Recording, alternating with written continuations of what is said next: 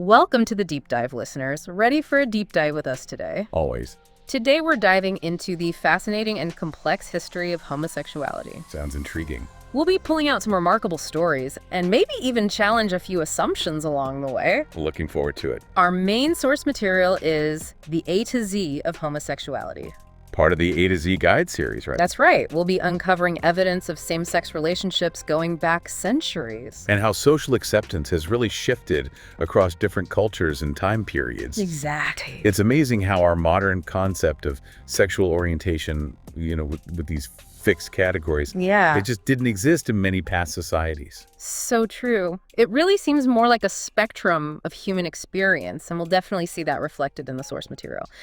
Get ready for some surprising facts about ancient cultures, by the way. In all ears. Did you know there's evidence of a thriving gay subculture in Mexico City way back in 1658? Wow, that early. As early as 1658. Or how about this? Ancient China had a surprisingly tolerant view of homosexuality For how long? for over a millennium. Those examples definitely challenge the idea that same-sex attraction is a modern phenomenon. Right. It makes you rethink things. In fact, when we think about ancient Greece, it's often romanticized as a haven for same-sex relationships. But as always, the reality is a bit more nuanced. Okay, let's unpack that. Those images of toga parties definitely stick in your mind. Yeah. Was ancient Greece truly as accepting as some believe? Well, they were certainly more open than many societies that followed, especially when it came to relationships between men of different ages. You mean like age-structured relationships? Exactly. These relationships were often seen as a form of mentorship, with an older man guiding and educating a younger one. So it wasn't just about physical attraction, but also a social and educational dynamic. That's a far cry from how we view those relationships today. Absolutely. And it highlights how our modern lens, shaped by our own values. Yeah, It can make it difficult to truly understand the past. makes sense. So Greece had this mentorship aspect. What about ancient Rome? Well, if we shift our focus to ancient Rome, we find a society that was deeply concerned with power and social roles. Okay. So while same-sex relations between men existed, acceptance really depended on who was the dominant partner. I'm sensing a theme here. Power dynamics seem to have always played a role in how same-sex relationships were perceived, right? You're absolutely right. In Rome, a freeborn male could engage in same-sex acts as long as they were the penetrative partner. But being the receptive partner, well, that was considered a sign of weakness. Almost like a threat to their social standing. Exactly. Yeah. It's fascinating, isn't it? Even in a society that seemingly tolerated same-sex relations, there were still very strict social codes that determined what was acceptable. So true. Now let's travel further east to ancient China. Well, China. The book talks about a society that, for over 1,000 years, had a remarkably tolerant view of homosexuality. Fascinating. Such a contrast to the strict social hierarchy of Rome. What factors contributed to this greater level of acceptance in ancient China? Well, it seems the absence of major religions that explicitly condemned homosexuality played a key role. Interesting. You even find accounts of emperors openly having same-sex lovers alongside their wives and concubines. So not just hidden affairs, but an integrated part of their lives. Would they have considered themselves bisexual the way we understand it today? That's where our modern categories start to break down a bit. Yeah. The concept of fixed sexual orientations wasn't really part of their understanding. It was more about actions and societal roles, rather than defining someone's entire identity. Right, it was more fluid. Are there any specific stories from ancient China that really illustrate this acceptance? Oh, absolutely. There's a rather charming anecdote that gives us a glimpse into their attitudes. It involves the records of the cut sleeve. I've heard of that. It's considered to be China's first anthology about male same-sex love. Wait, an anthology dedicated to same-sex love. Tell me this isn't just some dry historical document. Not at all. The records of the cut sleeve is actually a collection of historical accounts and anecdotes. They paint a really vivid picture of these relationships. I see. But why is it called The Records of the Cut Sleeve? Well, the title itself comes from a story about an emperor who was so smitten with his male lover that he refused to wake him up, even when his lover's arm was draped over the emperor's robe. Oh. Rather than disturb him, the emperor actually cut off the sleeve of his own robe. What? Talk about devotion. We don't often associate that level of tenderness with emperors. It really challenges our assumptions, doesn't it? It does. So we have Greece with its focus on mentorship, Rome with its emphasis on power, and China with this surprisingly tolerant approach. Before we move on from ancient history, are there any other cultures we should touch upon? Yes, our final stop on this ancient tour takes us to feudal Japan, where we find yet another unique perspective. Okay, Japan. In feudal Japan, relationships between warriors and younger boys were not only accepted, they were actually idealized and institutionalized. It's incredible how every culture we've examined seems to have had its own way of understanding and experiencing same-sex attraction. It really makes you think, right? Yeah. Is this variety simply the norm throughout history? That's a great question. While we see this tremendous diversity in these ancient cultures, it's important to note that the modern era brought about a significant shift in how sexuality was perceived and regulated. We start to see a move away from religious interpretations and toward more naturalistic and secular frameworks. So with the dawn of the modern era, things start to get a bit more complex, maybe even less tolerant in some ways? In some ways, yes. The rise of cities, the emphasis on individual freedom, and the changing nature of relationships all impacted how same-sex attraction was experienced and categorized. Is this when we start to see those fixed categories of sexual orientation emerge, the labels of gay and straight that we're so familiar with today? Exactly. And this shift towards categorization, as we'll see, had a profound impact on how homosexuality was viewed, studied, and even legislated. Okay, before we dive into the modern era, I want to take a quick detour and explore how homosexuality is understood and experienced in different parts of the world, even today. That's a great point. The book highlights some fascinating examples of how cultural and societal norms continue to shape these experiences. Let's start with Latin America. The book mentions this concept of activo versus pasivo. Right. What does that mean exactly? It's a dichotomy that's deeply rooted in ideas of masculinity and social roles. The activo, or active partner, is seen as masculine, Okay. while the pasivo, or passive partner, is often viewed as effeminate. So even though same-sex relationships exist, there's still this strong stigma attached to certain roles within those relationships. Absolutely. It creates this really complex social landscape for LGBTQ plus individuals where acceptance is often conditional on conforming to these traditional gender roles. It's about fitting into the existing framework rather than challenging it. What about other parts of the world? Are there examples that highlight different challenges or forms of acceptance? Let's look at Indonesia. The book mentions the formation of Lambda Indonesia in 1982. It was actually the first gay organization in the country. 1982 seems pretty late for the emergence of a gay rights organization. It was a significant step towards visibility, but it also speaks to the social and cultural challenges faced by the LGBT community in Indonesia. What's interesting is that Indonesia doesn't actually have anti-sodomy laws, right? That's right. Their legal code is based on the Napoleonic Code, which didn't criminalize sodomy. So in this case, the challenges are more societal than legal. Exactly. It's a good reminder that the fight for LGBTQ plus rights often involves changing hearts and minds, not just laws. Okay, one last stop on our global tour before we dive deeper into the modern era. The book mentions the two-spirit concept in some Native American cultures. Yes. Can you elaborate on that? So two-spirit is a term used to describe individuals who embody both masculine and feminine spirits. These individuals often held special roles within their tribes, sometimes spiritual or medicinal, and their understanding of gender and identity really shaped how sexuality was viewed. So it's not just about same-sex attraction, but a much broader understanding of gender and its fluidity. Precisely. It really challenges those rigid binary categories that we often impose on gender and sexuality, especially in the West. It seems like every culture we've explored has its own unique way of understanding and experiencing these concepts. It's remarkable, isn't it? It really highlights the vast diversity of human experience, which is fascinating to me. You hit the nail on the head. And as we delve deeper into the modern era, we'll see how these diverse perspectives start to interact, sometimes even clash, as globalization and social movements bring the world closer together. Okay, I'm ready to move on to the modern era. Let's explore the pivotal figures and events that have shaped the LGBTQ plus landscape as we know it today. Where do we begin? Let's start with a true pioneer who really laid the groundwork for the modern homosexual rights movement, Karl Heinrich Ulrichs. Okay, Karl Heinrich Ulrichs. What made him so groundbreaking? Well, in the 1860s, Ulrichs, a German lawyer, bravely published a series of pamphlets defending same-sex love. Wow. Imagine the courage it took to do that in the 19th century. It's hard to even imagine. He actually proposed this revolutionary theory of a third sex, arguing that individuals are born with an innate attraction to the same sex.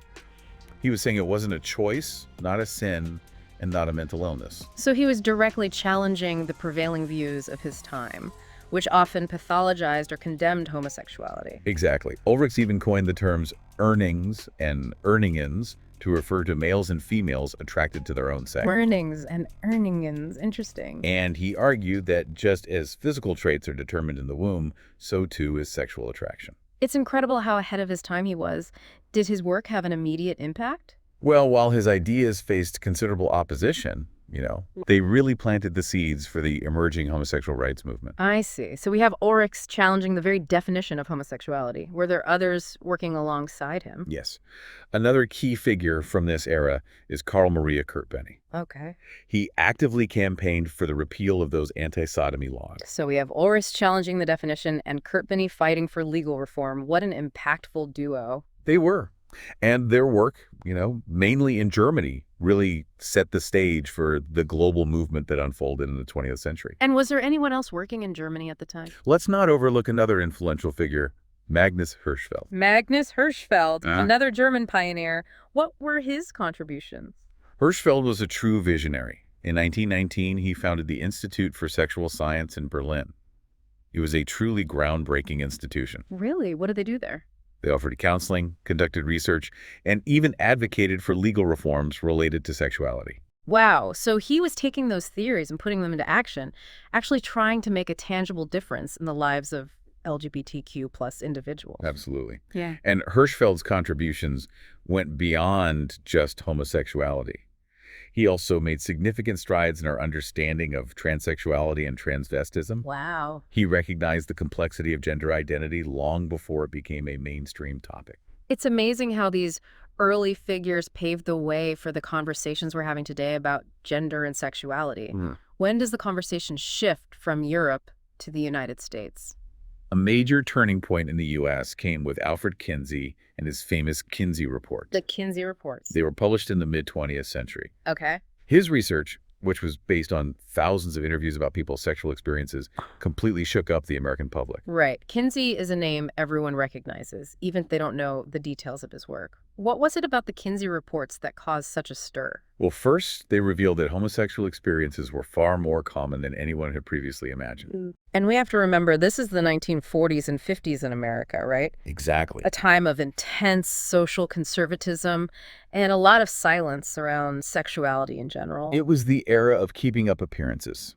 Uncomfortable topics were just swept under the rug. And then Kinsey's research challenged that silence head on. What else? Perhaps even more groundbreaking was his proposal of the Kinsey scale. The Kinsey scale. Which suggested that sexual orientation isn't a simple gay or straight binary. It's a spectrum, with individuals falling at various points along that continuum. So it wasn't just about acknowledging the existence of homosexuality, but also recognizing its fluidity and the range of human experience. Precisely.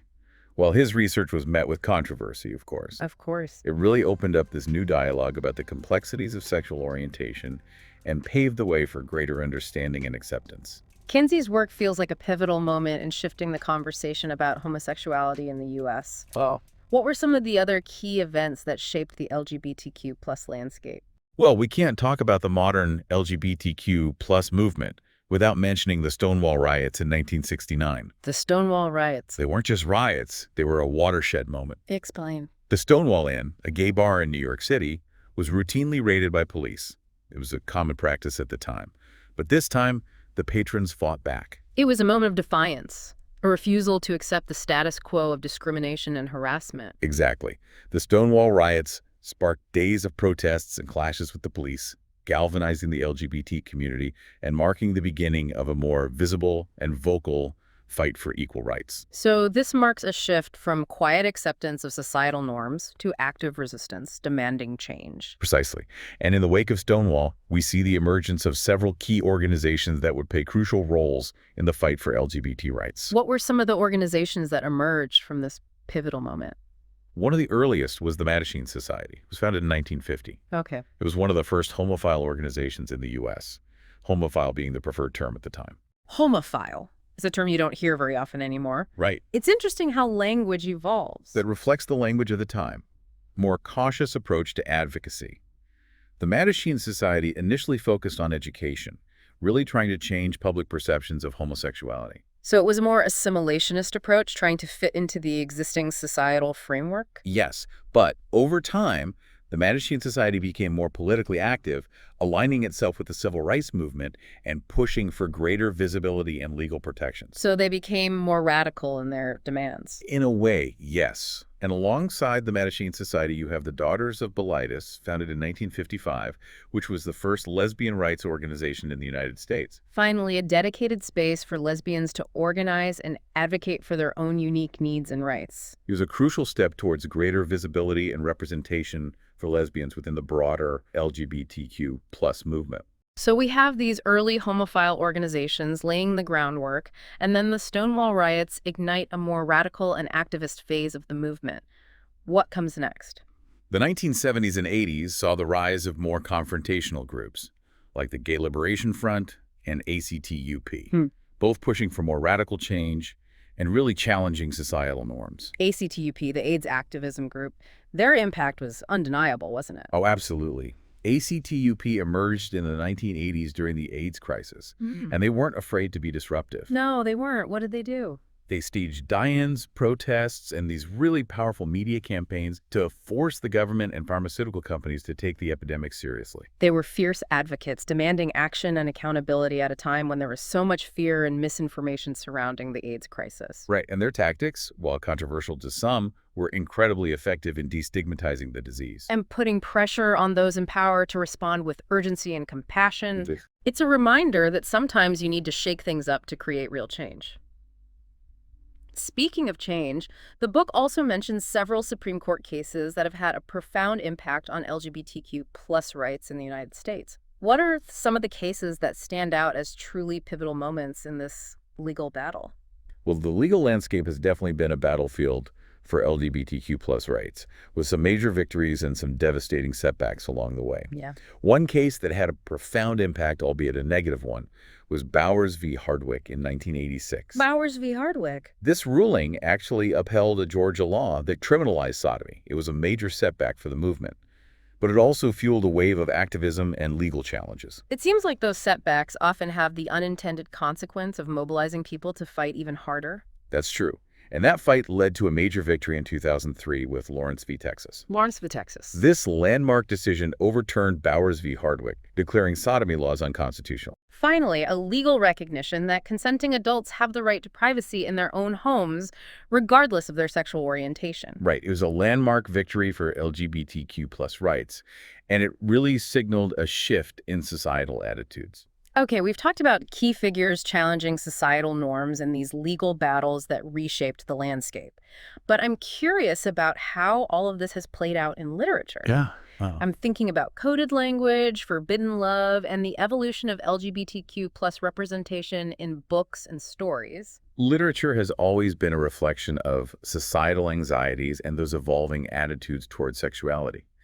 And when it comes to homosexuality, we see this really long and complex history of representation, often constrained by the social and religious norms of the time. Let's start with the earliest literary examples. I'm thinking about Sappho, the ancient Greek poet. Oh. Her work celebrated love between women. Sappho is an iconic figure, but interpreting her poetry can be a challenge. How so? Well, we have limited sources, and the passage of time makes it difficult to fully understand the context of her work and how those relationships were perceived in ancient Greek society. It's like trying to piece together a puzzle with half the pieces missing. Exactly. But even those fragments, Yeah. they offer us this glimpse into the existence and even celebration of same-sex love in those ancient times. And how does the depiction of homosexuality in literature evolve as we move forward in history? Well, with the rise of Christianity as the dominant religion in Europe, Okay. we see this shift toward more coded language and subtle allusions. So it becomes this kind of secret language, a way of expressing those desires without risking social ostracism or worse. Exactly. Religious and social constraints forced authors to be more creative, often using metaphors and symbolism to convey those same-sex desires. I imagine that makes for some fascinating literary analysis, trying to decipher those hidden meanings. Oh, absolutely. But eventually those restrictions start to loosen, right? Right. And as we move into the 20th century, we see a flourishing of lesbian literature. Authors like Radcliffe Hall really pushing the boundaries of what was considered acceptable. Her novel, The Well of Loneliness, was incredibly controversial when it was published in 1928. It's a powerful story, but also quite tragic. It is. The Well of Loneliness was a groundbreaking novel for its time, but it reflects the challenges and prejudices faced by lesbians in a society that was largely hostile towards them. It's a reminder of how far we've come, but also how much work remains to be done to achieve full acceptance and understanding. Absolutely. And while those early works often reflected the prejudices of their time, they also helped to pave the way for more open and honest depictions of LGBTQ plus lives in literature. Okay, we've talked about the evolution of LGBTQ plus representation in literature, but there's another big player in this story that we haven't touched on yet. Religion. How have different religious traditions viewed and addressed homosexuality throughout history? That's a complex and often contentious topic. Let's start with Christianity, which has undoubtedly had a major impact on Western views of homosexuality. Christianity doesn't exactly have a reputation for being the most welcoming space for LGBTQ plus individuals. It's a fair assessment. For centuries, the dominant interpretation of those biblical texts condemned homosexuality as a sin. But even within Christianity, there's a wide range of views, Right. and they're evolving. Exactly. The Catholic Church, for instance, has traditionally held this strict stance against homosexuality.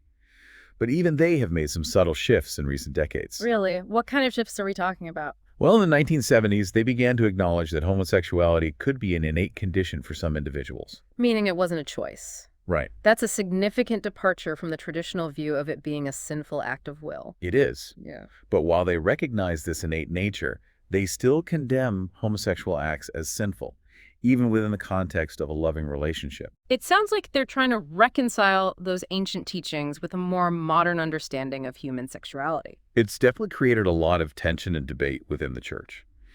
And it's a conversation that's far from over. Now, if we look at Protestantism, which encompasses a diverse range of denominations, we see an even wider spectrum of views on homosexuality. So it's not a simple for or against when it comes to Protestantism. Not at all. Some branches are quite accepting, while others, particularly those aligned with the religious right, hold very conservative views and actively oppose LGBTQ plus rights. It seems like every religion is grappling with these issues in its own way.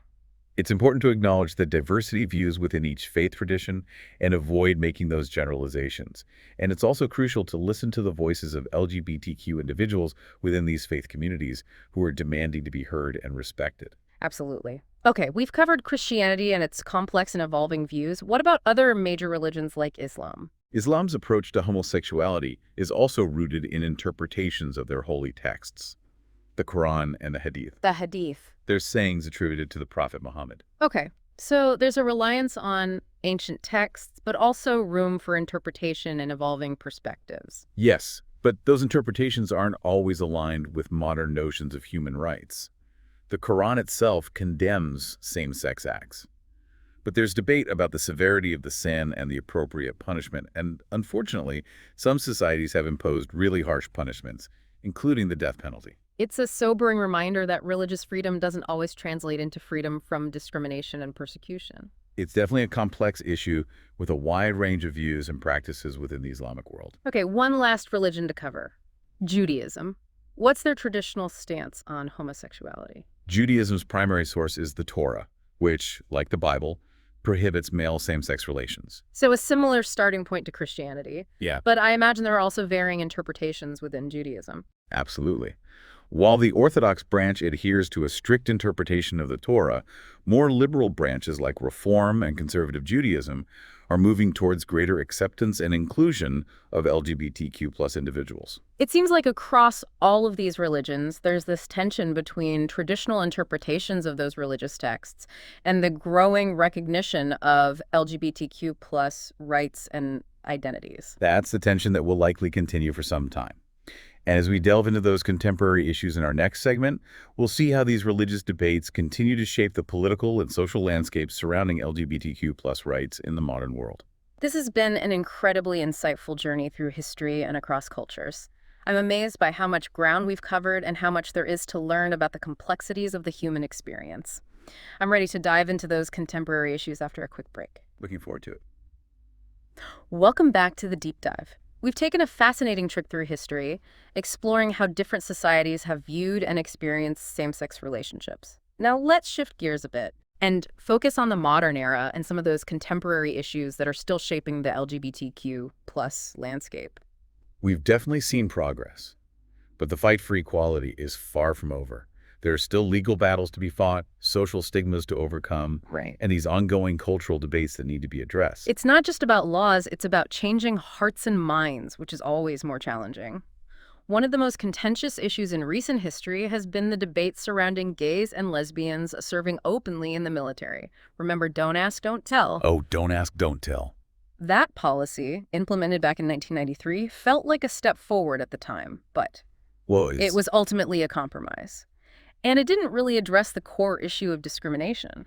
it allowed LGBTQ plus individuals to serve, but only if they kept their sexual orientation a secret, essentially forcing them to live in the closet while risking their careers and lives for their country. It created this climate of fear and secrecy. LGBTQ plus service members couldn't be open about who they were or who they loved. But thankfully, don't ask, don't tell was eventually repealed. Yes. Finally, in 2010, after years of advocacy and legal challenges, the policy was overturned. It was a huge victory for LGBTQ plus rights and a recognition that all Americans, regardless of their sexual orientation, should be able to serve their country openly and proudly. It's a great reminder that persistent advocacy can lead to real change. But the fight for equality doesn't stop with legal victories. What are some of the other pressing issues facing the LGBTQ plus community today?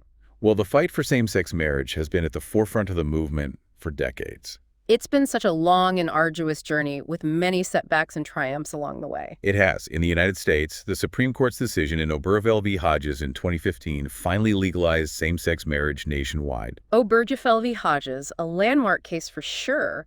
But even with that victory, the debate continues, doesn't it? Unfortunately, yes.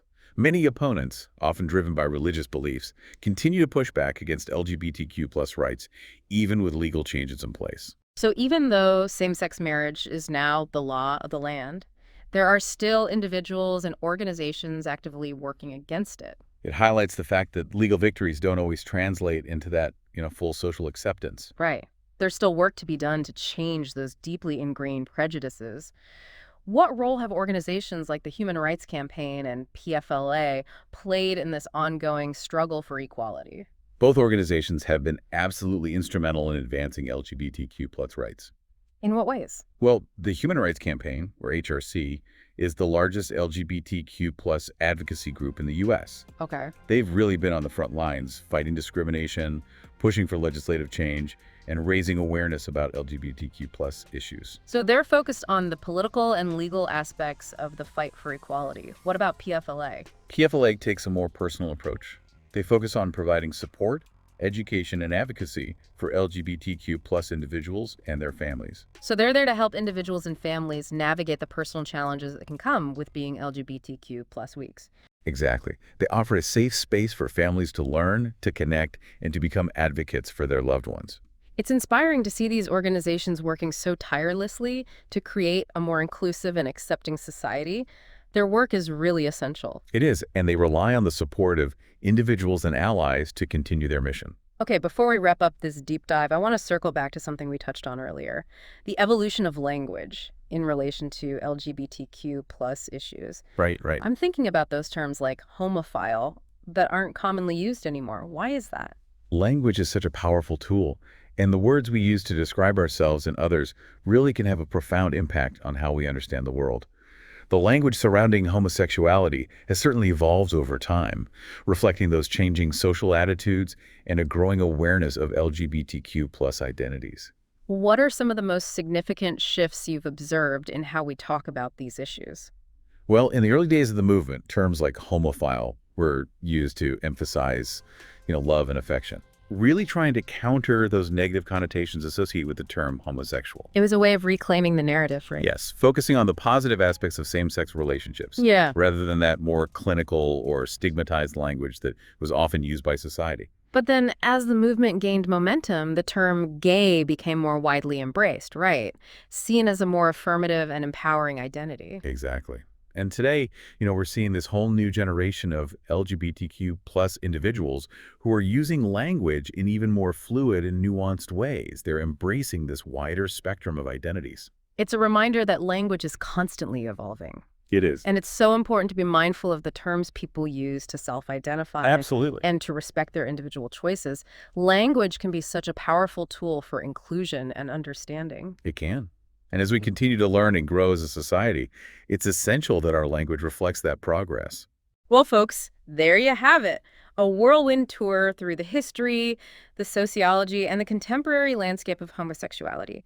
We've covered a lot of ground, from those ancient civilizations to modern legal battles, from evolving religious perspectives to the ever-changing nature of language itself. We've only just scratched the surface, but I think this deep dive has highlighted those complexities of human sexuality and the ongoing fight for LGBTQ plus equality. It's been an eye-opening journey for me, filled with surprising facts, thought-provoking insights, and a renewed appreciation for the resilience of the LGBTQ plus community. I agree. Progress has been made, but the fight for full acceptance and understanding continues. As we move into the final part of our deep dive, I'm curious to hear your thoughts on what we can learn from all of this. What are some key takeaways for our listeners? I think one crucial takeaway is the importance of empathy.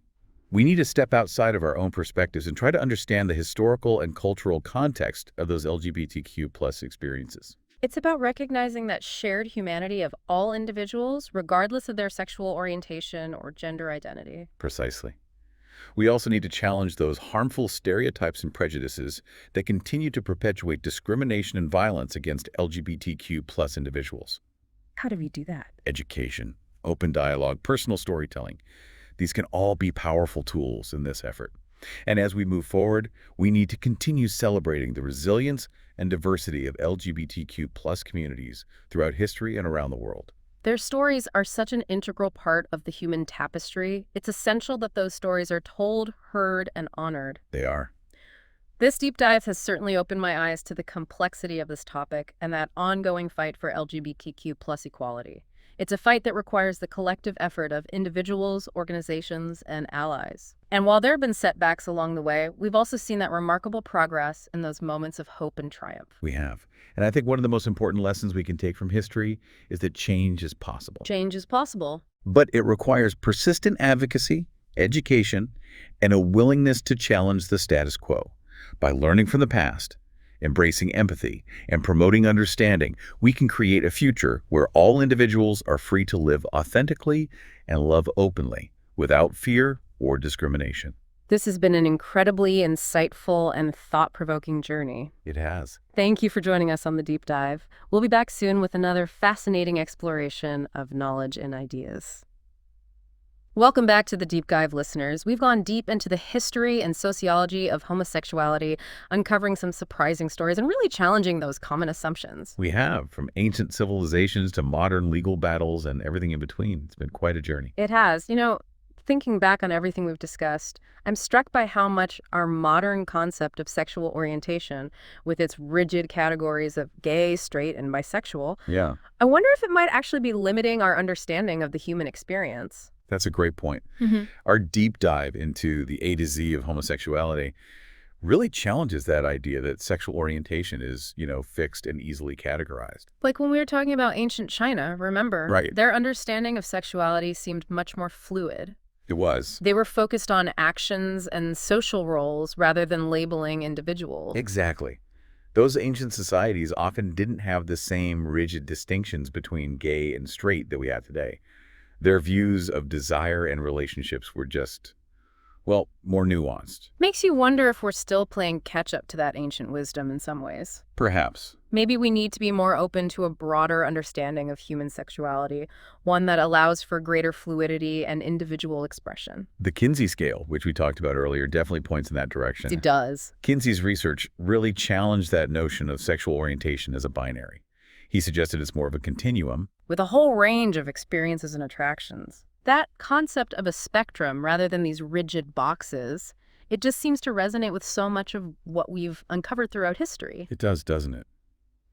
As we continue learning about human sexuality, I think we need to be open to expanding, maybe even rethinking those categories altogether. It's fascinating, isn't it? We often try to impose order and structure on something as complex as human desire, but maybe those categories are limiting our understanding. It really makes you think.